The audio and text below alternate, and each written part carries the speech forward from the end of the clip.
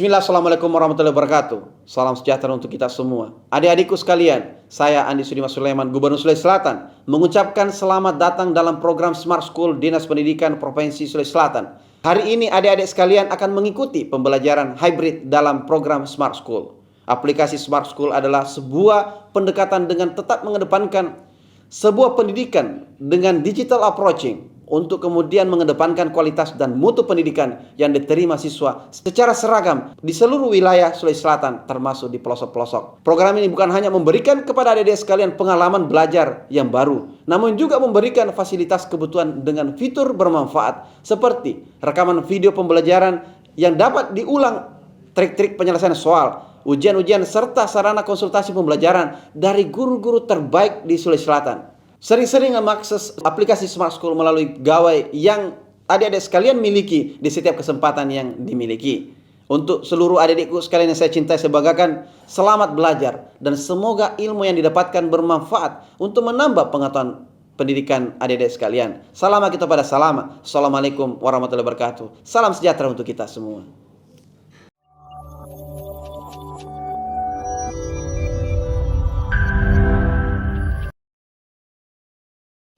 Assalamualaikum warahmatullahi wabarakatuh. Selamat siang anak-anakku sekalian. Bapak Ibu guru pendamping di sekolah yang saya hormati, anak-anakku sekalian yang Ibu banggakan, semoga pada hari ini kita semua dalam keadaan sehat walafiat. Baik, anak-anakku sekalian, pada hari ini Ibu akan membawakan materi kimia untuk kelas 10 dengan pokok bahasan Hukum Dasar Kimia. Bersama saya Asmawati Ilyas.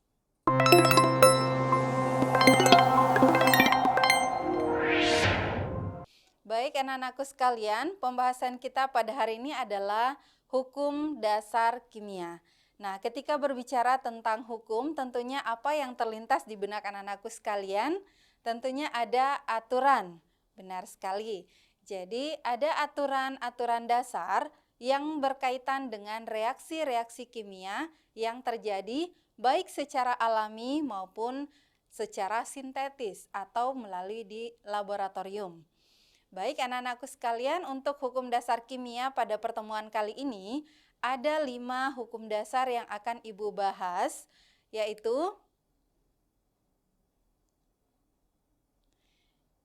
jadi hukum dasar kimia. Di sini yang pertama adalah hukum kekekalan massa yang diistilahkan hukum Lavoisier. Yang kedua yaitu hukum perbandingan tetap yang diistilahkan hukum Proust. Yang ketiga, hukum kelipatan perbandingan yang diistilahkan hukum Dalton. Yang keempat, hukum perbandingan volume yang diistilahkan hukum Gay-Lussac. Dan yang kelima adalah hukum Avogadro. Nah, kelima hukum ini yang akan menjadi aturan atau yang patut anak-anakku sekalian perhatikan pada saat nantinya mempelajari tentang reaksi-reaksi kimia, baik yang terjadi secara alami maupun melalui laboratorium atau secara sintetik. Baik, kita akan membahas satu persatu apa saja yang dimaksudkan pada kelima hukum dasar kimia ini. Baik, yang pertama adalah hukum kekekalan massa yang diistilahkan dengan hukum Lavoisier. Nah, kenapa diistilahkan hukum Lavoisier? Karena penemu dari hukum ini atau yang mengungkapkan pertama kali adalah Tuan Antoine Laurent Lavoisier. Beliau adalah seorang kimiawan atau ilmuwan dari Prancis. Baik anak-anakku sekalian, nah kira-kira apa yang diungkapkan oleh beliau sehingga bisa dikemukakan tentang hukum kekekalan massa? Nah, ketika berbicara tentang massa tentu yang terpikir oleh anak-anakku sekalian adalah berat kan? Betul sekali. Jadi kalau kita berbicara massa maka yang terpikirkan dan yang akan terukur adalah berat dari zat tersebut. Nah, seperti itulah nantinya yang dilakukan oleh Tuan Lavoisier ini.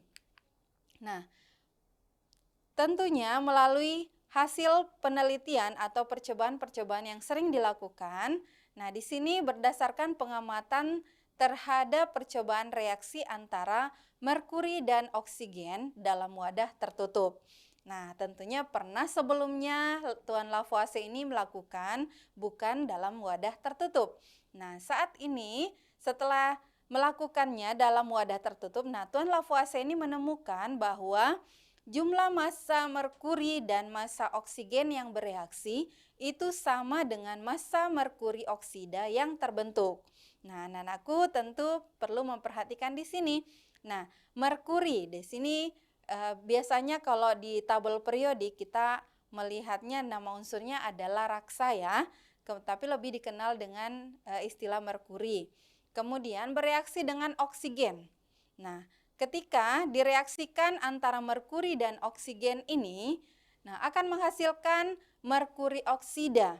Nah, ternyata dari hasil penemuan oleh Tuan Lavoisier ini dikatakanlah bahwa jumlah massa merkuri dan oksigen yang bereaksi itu sama dengan jumlah massa merkuri oksida yang terbentuk. Nah, tapi dengan catatan dilakukan dalam wadah yang tertutup atau sistem tertutup. Berarti tidak ada interaksi antara lingkungan dengan sistem.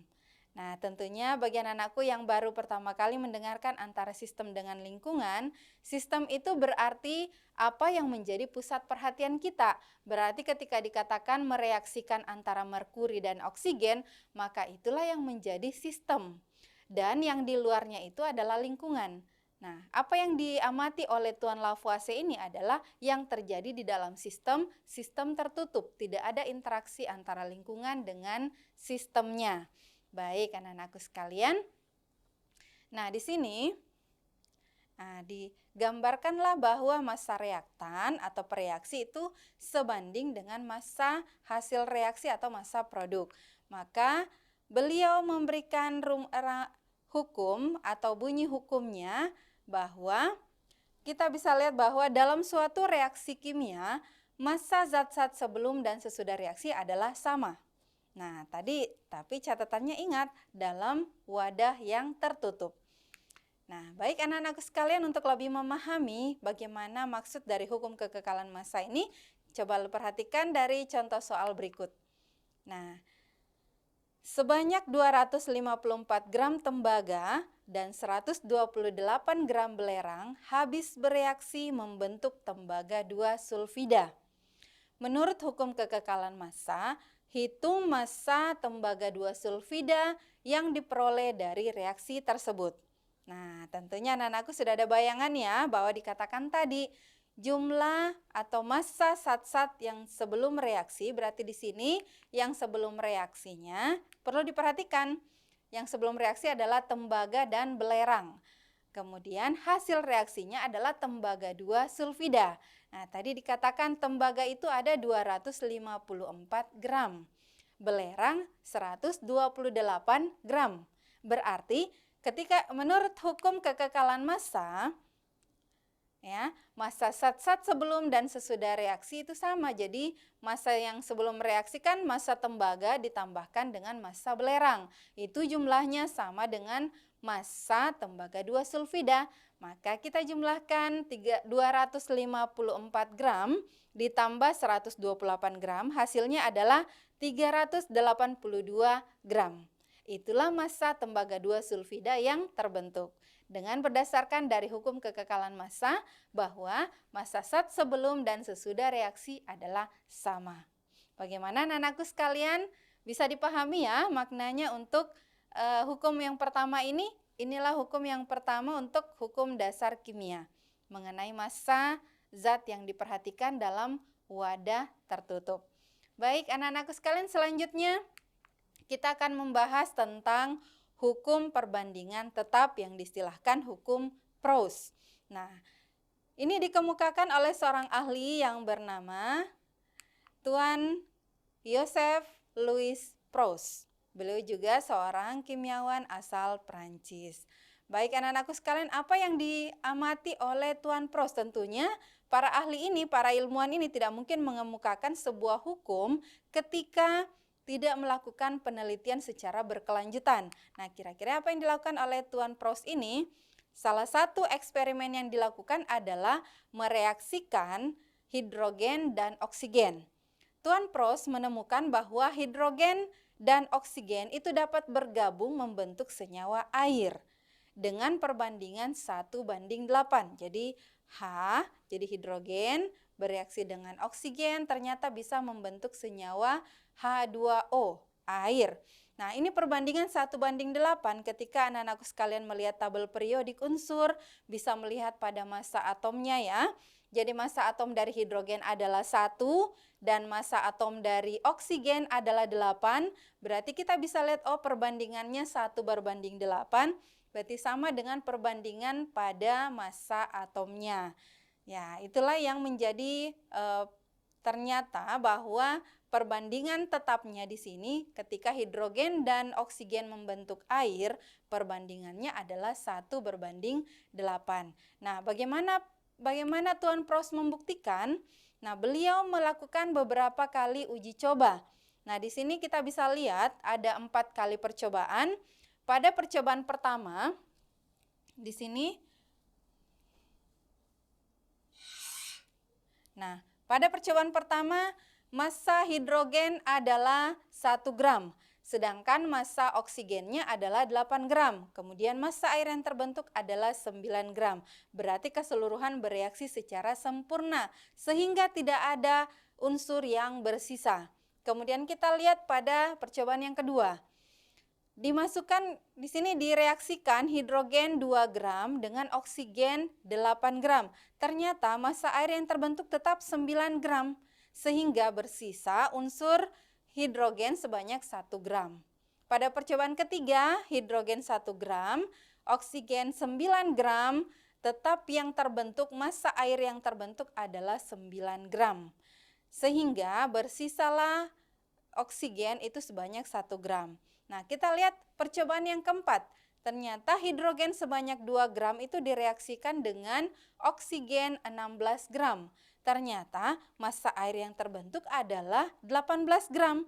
Berarti keseluruhan dari hidrogen dan oksigen ini bereaksi secara sempurna. Sehingga tidak ada unsur yang bersisa. Nah, sekarang kita perhatikan yang percobaan pertama dan percobaan keempat.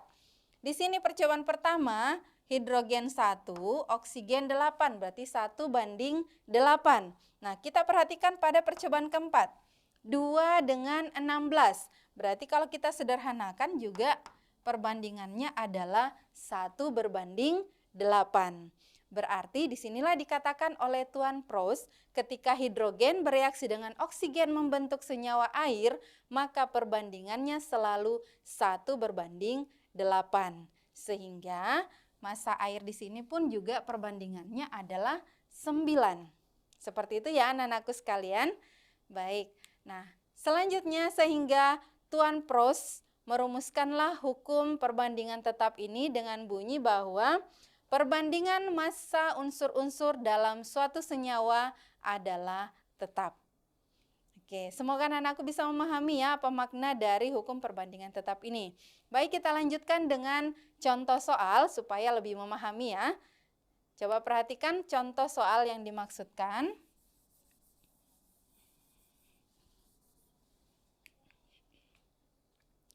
Nah, pada proses elektrolisis, sebanyak 18 gram air terurai menjadi 2 gram hidrogen dan 16 gram oksigen.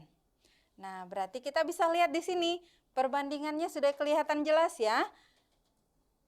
Jadi ada 2 gram hidrogen bisa kita bandingkan dengan 16 gram oksigen. Berarti kalau disederhanakan 1:8. Oke ya, anak-anakku sekalian jelas ya. Nah, sekarang apa yang ditanyakan dari soal ini? Yang pertama, tentukan massa hidrogen dan oksigen yang dapat diperoleh dari elektrolisis 50 gram air.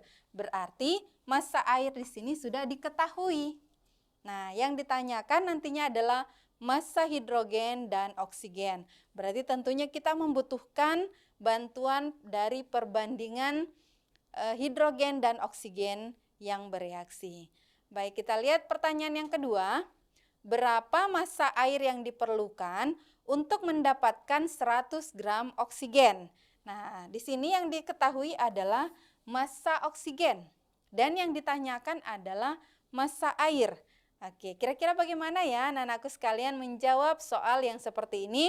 Nah, jangan khawatir, kita akan bahas ya bersama. Baik, kita lihat.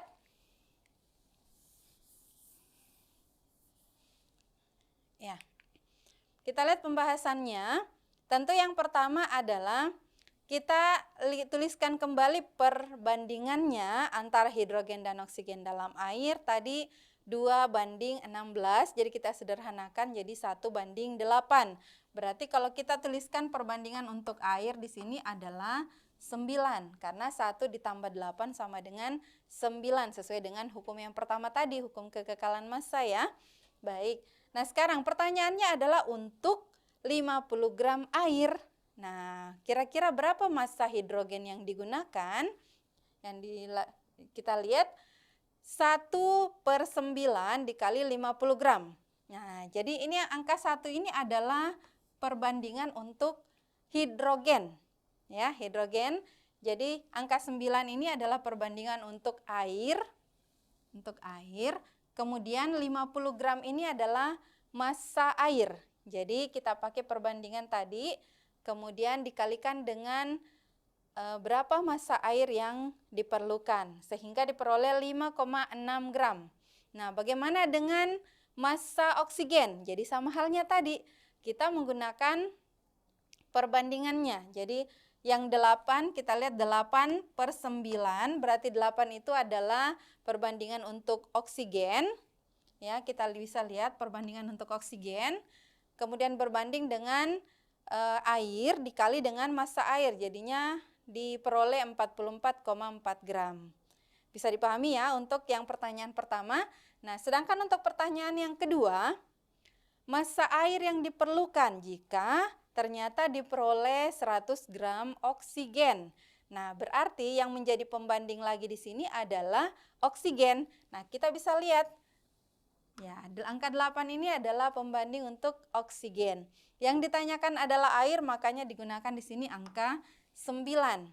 Jadi 9/8 dikali 100 gram, hasilnya adalah 112,5 gram.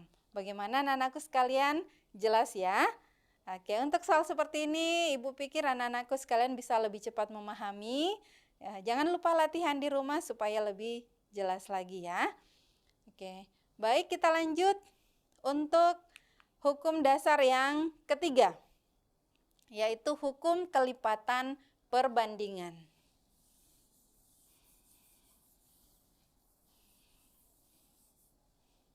Oke. Diistilahkan dengan hukum Dalton, karena tentunya ditemukan dan dikemukakan oleh Tuan John Dalton. Tentunya anak-anakku sekalian pernah ya mendengarkan nama ini, sudah familiar ya. Pada semester lalu, semester awal, anak-anakku sudah mendengarkan nama Tuan Dalton tentang teori atomnya.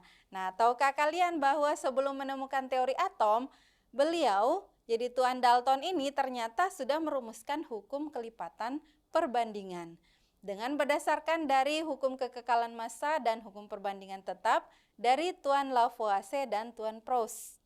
Nah, sehingga apa yang menjadi daya tarik bagi Tuan Dalton ini, karena para ilmuwan sebelumnya itu sudah bisa melihat bahwa unsur-unsur di alam itu dapat bergabung membentuk lebih dari satu senyawa. Ya, jadi misalnya ada unsur C bertemu dengan unsur O, ternyata ketika bereaksi membentuk senyawa, bisa saja senyawa yang dibentuk lebih dari satu. Nah, itu maksudnya ya. Nah, oleh karena itu, Tuan Dalton mengamati adanya keteraturan tersebut terkait dengan perbandingan unsur-unsur dalam senyawa. Nah, jadi percobaan yang dilakukan oleh Tuan Dalton yaitu dengan mereaksikan antara unsur nitrogen dan unsur oksigen, menghasilkan dua jenis senyawa. Jadi bisa saja ya lebih dari 2, bisa saja ada 3 ya, unsur antara nitrogen dan oksigen. Nah, seperti apa? Kita bisa lihat dari percobaan yang dilakukan oleh Tuan Dalton. Di sini dari hasil reaksi antara unsur nitrogen dan unsur oksigen, terbentuk dua senyawa yaitu oksida nitrogen 1 dan oksida nitrogen 2. Nah, pada reaksinya nitrogen di sini 0,875 gram direaksikan dengan oksigen 1 gram, massa senyawa yang terbentuk adalah 1,875 gram. Nah, sedangkan pada oksida nitrogen yang kedua, nah oksigennya tetap 1 gram, akan tetapi nitrogennya yang ternyata berubah, yaitu 1,75 gram, sehingga massa senyawa yang terbentuk adalah 2,75 gram. Nah, apa yang perlu diamati di sini menurut Tuan Dalton, yaitu ketika ada salah satu unsurnya itu memiliki massa yang sama, akan tetapi ternyata memiliki senyawa lebih dari satu, ya, bisa membentuk senyawa lebih dari satu, maka kita akan membandingkan massa unsur yang lain, karena massa unsur yang lain itu merupakan perbandingan bilangan bulat dan sederhana. Kita bisa lihat di sini ya, antara nitrogen untuk oksida nitrogen 1 dan oksida nitrogen 2, kita bisa lihat nilainya berbeda. Oke. Baik. Nah, ternyata dengan massa oksigen yang sama ini, perbandingan massa nitrogen dalam kedua senyawa itu merupakan bilangan bulat dan sederhana. Nah, kita bisa lihat massa nitrogen dalam oksida nitrogen 1 itu 0,875 gram, sedangkan massa nitrogen dalam oksida nitrogen kedua itu adalah 1,75 gram. Sehingga kalau kita bandingkan antara massa nitrogen dalam oksida nitrogen 1 dan 2, ternyata merupakan bilangan bulat dan sederhana, yaitu 1:2. Nah, dari sinilah Tuan Dalton kemudian mengemukakan hukum kelipatan perbandingan bahwa jika dua unsur bergabung membentuk lebih dari satu senyawa dan perbandingan massa salah satu unsur adalah sama, sedangkan massa unsur lainnya berbeda, maka perbandingan massa unsur lainnya tadi ya dalam senyawa itu merupakan bilangan bulat dan sederhana. Jadi seperti inilah yang dimaksud oleh Tuan Dalton. Nah, oksigennya yang sama, tapi nitrogennya yang berbeda. Nah, perbandingan massa nitrogen inilah yang merupakan bilangan bulat dan sederhana. Jadi seperti itu ya maksudnya untuk hukum dasar yang ketiga ya anak-anakku sekalian. Baik, semoga bisa dipahami. Selanjutnya kita akan membahas tentang hukum dasar yang keempat, yaitu hukum perbandingan volume yang diistilahkan hukum Gay-Lussac. Nah, tentunya sudah jelas ya, hukum Gay-Lussac berarti yang menemukan atau mengemukakan tentang hukum ini adalah Tuan Joseph Louis Gay-Lussac. Ya, baik anak-anakku sekalian, apa sih yang dilakukan oleh Tuan Gay-Lussac ini dan apa yang diamati? Nah, di sini Tuan Gay-Lussac berbeda dengan apa yang dilakukan oleh Tuan Lavoisier, Tuan Proust, dan Tuan Dalton. Nah, Tuan Gay-Lussac di sini memperhatikan fase dari zat. Jadi, terkhusus yang diamati adalah zat-zat atau senyawa-senyawa yang bereaksi dalam fase gas. Kemudian ada yang perlu diperhatikan lagi, yaitu pada suhu dan tekanan yang sama. Nah, Tuan Gay-Lussac ini melakukan percobaan terhadap reaksi gas. Jadi tadi yang Ibu sampaikan bahwa yang diperhatikan di sini oleh Tuan Gay-Lussac adalah reaksi gas yang diukur pada suhu dan tekanan yang sama. Jadi itu yang penting ya. Nah, ia mendapatkan bahwa perbandingan volume gas-gas yang terlibat dalam reaksi itu merupakan bilangan bulat dan sederhana. Fakta ini melahirkan hukum Gay-Lussac. Yang mana sih bunyinya? Pada suhu dan tekanan yang sama, volume gas-gas yang terlibat dalam reaksi kimia itu berbanding sebagai bilangan bulat dan sederhana. Jadi ingat anak-anakku sekalian, yang diperhatikan di sini adalah kata pada suhu dan tekanan yang sama dan kemudian volume gas-gas. Berarti selain dari gas bukan yang dimaksudkan. Seperti itu ya. Untuk lebih memahami tentang bagaimana hukum perbandingan volume ini, kita lihat contoh soal berikut ya. Nah, sebelumnya ada beberapa pengamatan yang berkaitan dengan hukum Gay-Lussac ini.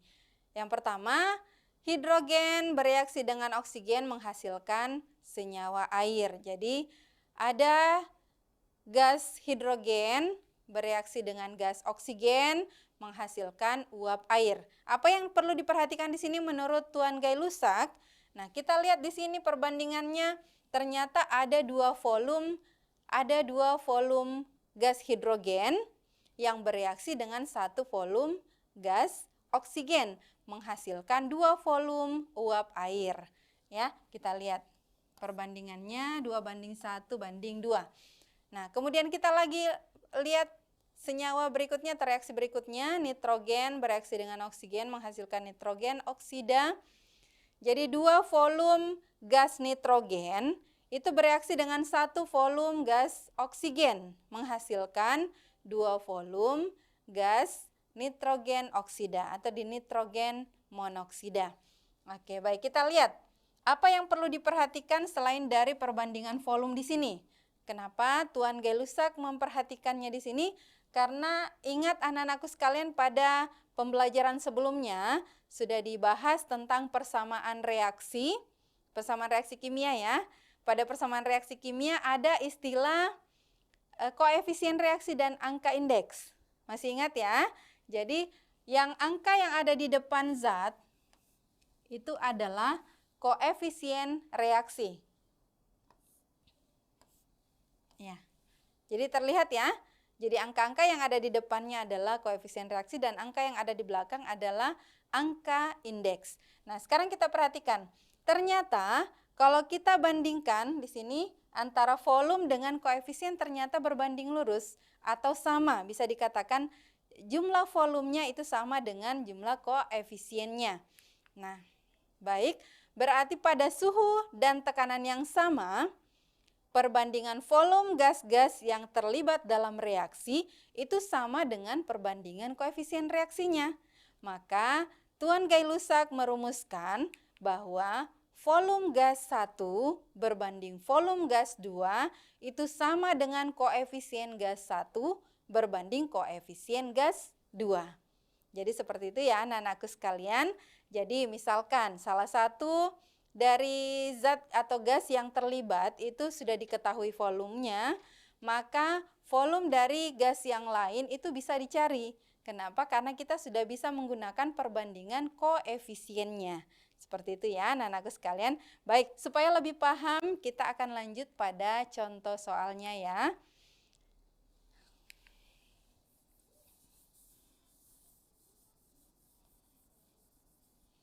Oke, coba perhatikan contoh soal berikut. Salah satu komponen gas LPG yang biasa digunakan dalam rumah tangga adalah gas propan atau C3H8. Pada suhu dan tekanan tertentu, gas propan terbakar sempurna dengan oksigen menurut reaksi berikut. Jadi C3H8 itu gas propan bereaksi dengan gas oksigen menghasilkan gas karbon dioksida dan uap air. Jadi begitu ya anak-anakku sekalian cara membacanya. Kalau terlihat tulisan ini adalah persamaan reaksi. Persamaan reaksi di atas ini sudah setara. Sudah setara artinya jumlah unsur-unsur yang ada di sebelah kiri atau di preaksi itu sama dengan jumlah unsur-unsur yang ada pada hasil reaksi. Maka kita sudah bisa memperhatikan koefisiennya, koefisien reaksi yang ada. Seperti itu ya anak-anakku sekalian, semoga bisa dipahami apa yang Ibu paparkan hari ini. Nah, kita lanjut pertanyaannya. Bila reaksi ini memerlukan 3 liter gas oksigen, berapa volume C3H8 yang bereaksi dan gas-gas lain yang dihasilkan?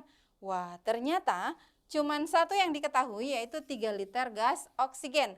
Tapi semuanya ditanyakan, gas propan ditanyakan berapa yang bereaksi dan berapa gas karbon dioksida yang dihasilkan, berapa uap air yang dihasilkan dengan mengandalkan 1 volume gas oksigen Oke, tapi tidak masalah ya. Yang penting anak-anakku semua bisa memahami bagaimana menyelesaikan soal yang seperti ini. Ingat, tadi sudah dipaparkan bagaimana hubungan antara perbandingan volume dan koefisiennya. Jadi perbandingan volume sama dengan perbandingan koefisiennya. Walaupun cuma salah satu volume yang diketahui, maka volume gas yang lain bisa dicari. Ayo kita selesaikan bersama.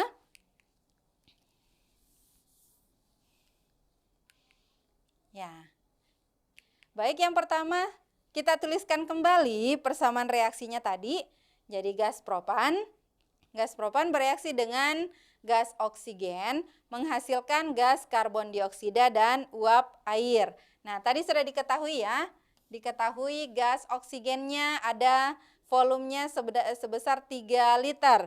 Nah, yang ditanyakan berapa C3H8 yang bereaksi, berapa CO2 yang dihasilkan, berapa H2O yang dihasilkan.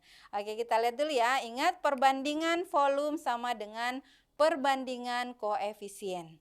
Nah, kita tuliskan kalau C3H8 yang ditanyakan tentu kita bandingkan C3H8 dengan O2 yang diketahui. Itu sama dengan koefisien C3H8 berbanding koefisien O2. Oke, jadi ketika volume C3H8 ditanyakan, maka kita bandingkan koefisien C3H8 berbanding koefisien O2 kali volume O2. Maka hasilnya adalah 1/5 dikali 3 liter. Ingat, 1 ini adalah koefisien dari gas propana. Ya, jadi koefisien dari gas propan itu cuma 1, tidak tertulis karena angka 1 tidak dituliskan. Oke, ini kemudian angka 5 ini adalah koefisien dari gas oksigen. Koefisien dari gas oksigen, jadi makanya dituliskan 1/5 dikali 3 liter. Hasilnya adalah 0,6 liter.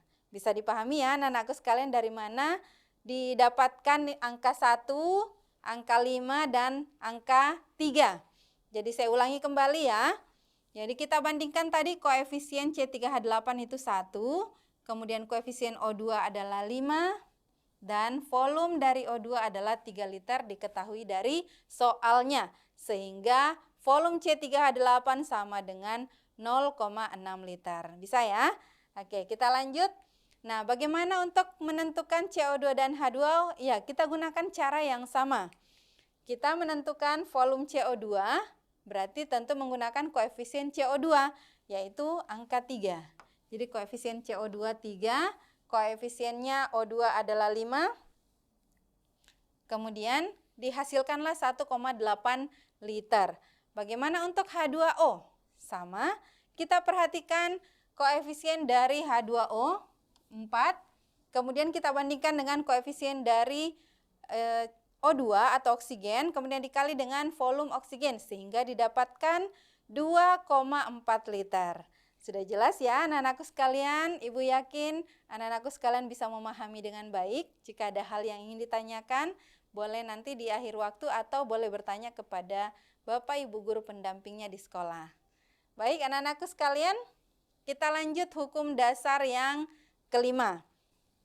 Hukum dasar yang kelima yaitu hukum Avogadro. Nah, tentunya sudah jelas ya, dikemukakan oleh Tuan Amadeo Avogadro. Ya, Tuan Amadeo Avogadro ini yang mengemukakan tentang hukum Avogadro. Nah, apa yang diamati oleh Tuan Avogadro? Ternyata beliau menyempurnakan dari hukum yang dikemukakan oleh Tuan Gay-Lussac, yaitu hukum perbandingan volume. Tuan Amadeo Avogadro itu berhasil menjelaskan tentang percobaan Tuan Gay-Lussac. Nah, menurut Tuan Avogadro, partikel unsur itu tidak harus selalu berupa atom tunggal atau monoatomik, tetapi dapat juga berupa diatomik atau poliatomik. Nah, Avogadro menyebut partikel tersebut sebagai molekul. Nah, baik anak-anakku sekalian, yang seperti apa sih yang dimaksudkan oleh Tuan Avogadro? Nah, kita lihat dulu percobaan yang dilakukan oleh Tuan Gay-Lussac kemarin. Ya tadi ya sudah dijelaskan bahwa Tuan Gay-Lussac mengatakan bahwa 2 volume gas hidrogen itu bereaksi dengan 1 volume gas oksigen itu akan menghasilkan 2 volume uap air. Nah, apa yang menurut pandangan dari Tuan Avogadro, pada reaksi antara hidrogen dan oksigen ini bukan hanya dari segi volumenya saja yang diperhatikan, akan tetapi diperhatikan pada jumlah molekulnya. Ya, jadi bukan hanya pada atom tunggal saja yang bereaksi sebenarnya di sini, akan tetapi ada molekul. Jadi Tuan Avogadro menyatakan bahwa 2 molekul gas hidrogen bereaksi dengan 1 molekul gas oksigen akan menghasilkan 2 molekul uap air. Nah, bisa lebih jelas ya anak-anakku sekalian. Jadi penemuan dari Tuan Avogadro ini mendukung sekali dari hukum perbandingan volume yang dikemukakan oleh Tuan Gay-Lussac tadi. Nah, kita lihat ya lebih jelasnya lagi. Baik. Nah, olehnya itu Tuan Avogadro mengemukakan bahwa pada suhu dan tekanan yang sama, semua gas yang volumenya sama memiliki jumlah partikel yang sama pula. Nah, jadi seperti itu ya anak-anakku sekalian. Ingat kata kuncinya bahwa pada suhu dan tekanan yang sama. Jadi berlaku untuk hukum perbandingan volume dan hukum Avogadro. Jadi ingat lagi, Ibu ingatkan kembali pada suhu dan tekanan yang sama. Nah, kemudian di sini Tuan Avogadro memperjelas bahwa di sini semua gas yang volumenya sama itu memiliki jumlah partikel yang sama pula. Oke, sekarang kita perhatikan lagi ya apa yang dimaksudkan oleh Tuan Avogadro memberikan contoh supaya lebih jelas bahwa jika pada suhu dan tekanan yang sama, gas CO2 menempati ruang dengan volume yang sama yang ditempati oleh gas H2, maka jumlah molekul CO2 dan H2 itu sama. Nah, sesuai dengan bunyi hukumnya tadi ya.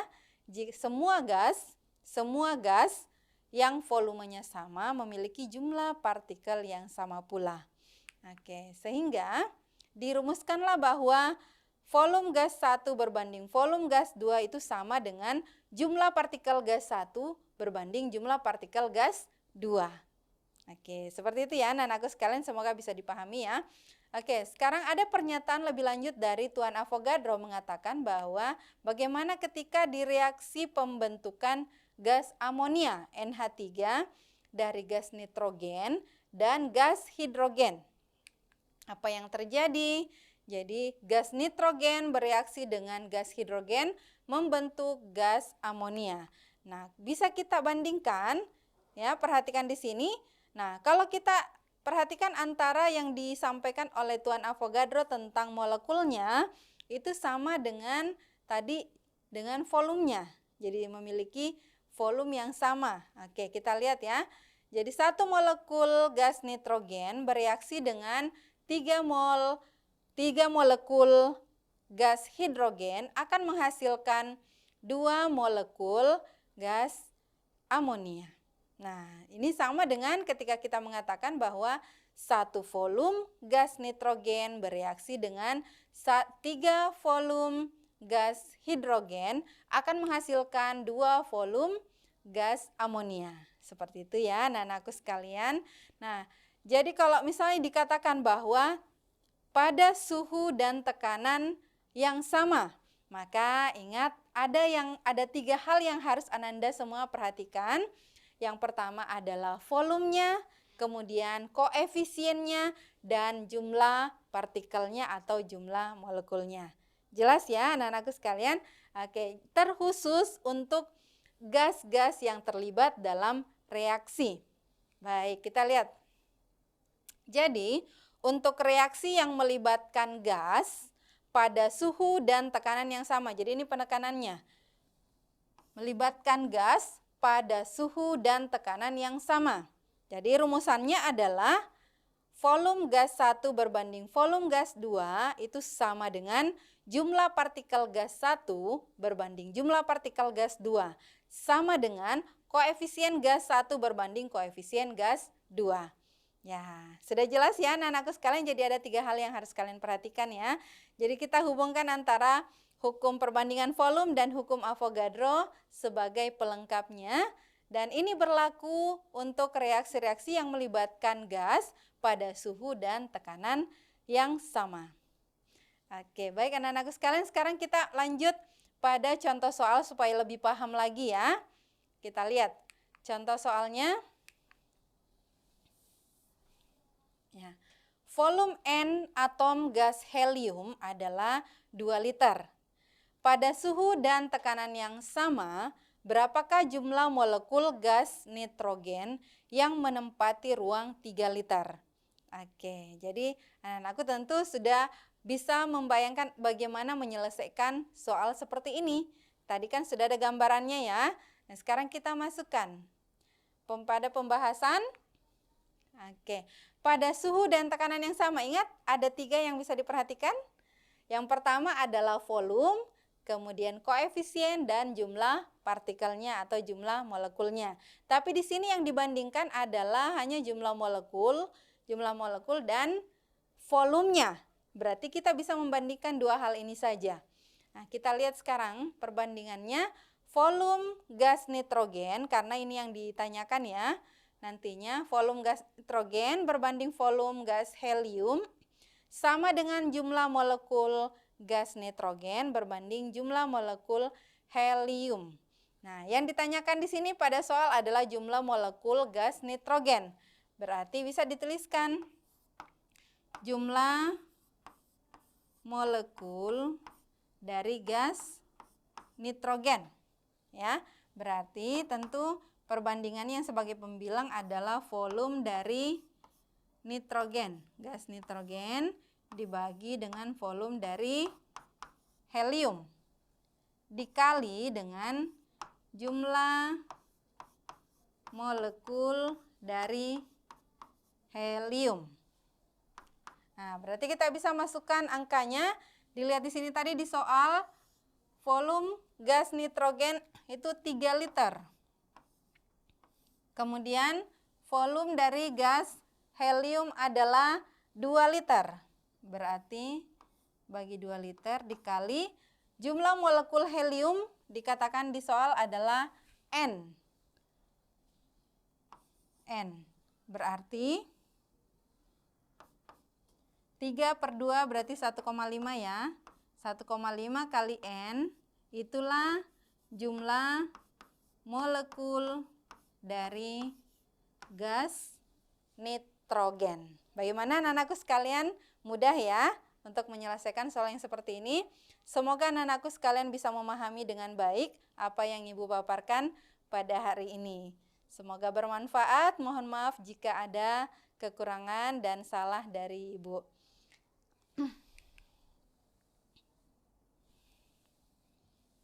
Nah, sebagai kalimat terakhir bahwa anak-anakku sekalian, belajar memang tak lantas membuat kita langsung sukses, tetapi kebanyakan orang sukses adalah pelajar sejati. Tetap semangat, salam dan bahagia. Wabillahi taufik wal hidayah. Wassalamualaikum warahmatullahi wabarakatuh. Salam Smart School. Generasi smart, berkarakter, cerdas Ki.